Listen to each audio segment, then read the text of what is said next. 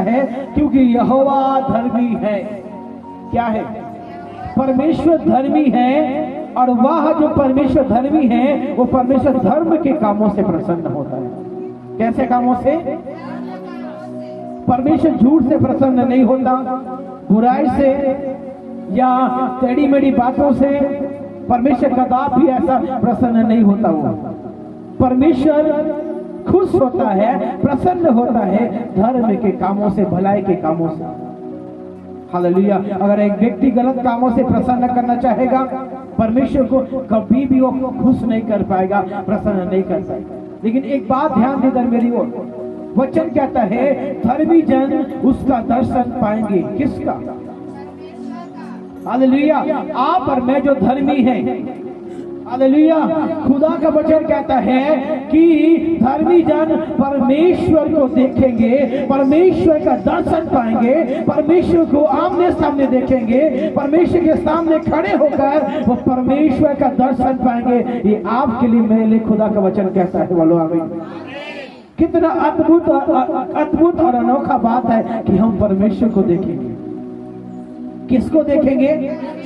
एक बड़े आदमी को, एक अच्छे फिल्मी स्टार को एक व्यक्ति देखने के लिए तरसता है, उनसे हाथ मिलाने के तरसता है, उनसे बात करने के लिए तरसता है। हालेलुया।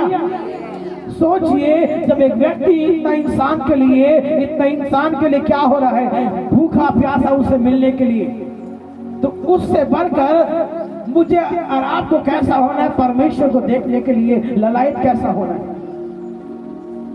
मुझे परमेश्वर को देखना है। इस बात के लिए हम कितना उत्साहित है, कितना उत्साहित है, इस बात को हम जांचें अपने अंदर। हालेलुया। कभी आपने ऐसा सोचा कि परमेश्वर, मैं आपको देखना चाहता हूँ, आप कैसे दिखते हो, मैं आपको सामने सामने देखना चाहता हूँ। लोग, एक व्यक्ति ऐसा इच्छा रखता नहीं है, कई लोग, लेकिन खुदा का वचन कहता है कि धर्मी उसका दर्शन पाएंगे। बोलो आमीन।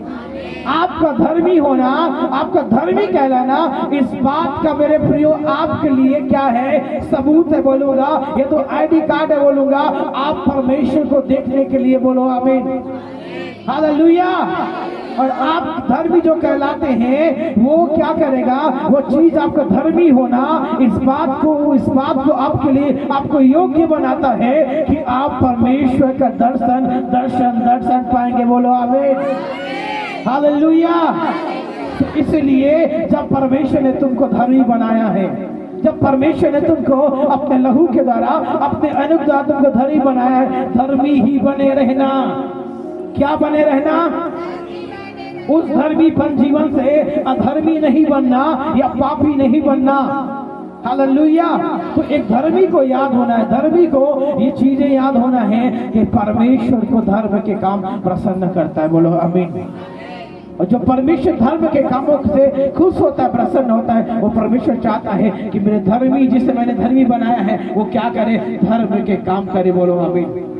इसलिए यीशु मसीह के विषय में ऐसा लिखा हुआ है प्रेरितों के काम उसके 10 के 38 वचन में कि किस रीति से परमेश्वर पिता ने यीशु नासरी को पवित्र आत्मा और सामर्थ अभिषेक किया। वो भलाई करता और सबको जो शैतान के सताए थे अच्छा करता फिरा। वहां पे एक अद्भुत बात है कि भलाई करता।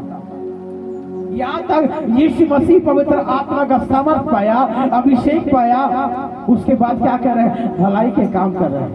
क्या कर रहे हैं? भलाई के काम कर रहे हैं। यीशु को क्या जरूरत था भलाई का काम करने के लिए? वचन कहता है कि परमेश्वर धर्म के काम से खुश होता है, प्रसन्न होता है। बोलो आमीन। आज तो हम धर्मी बन चुके हैं, लेकिन धर्म के काम करना हमें अच्छा नहीं लगता। कभी अपना कपड़ा दूसरों को देना है या किसी को कपड़ा खरीद के देना है, ये हमको अच्छा नहीं लगता, मेरा घाटा हो जाएगा। किसी को भूखा है उसको भी चावल दे दो। हालेलुया।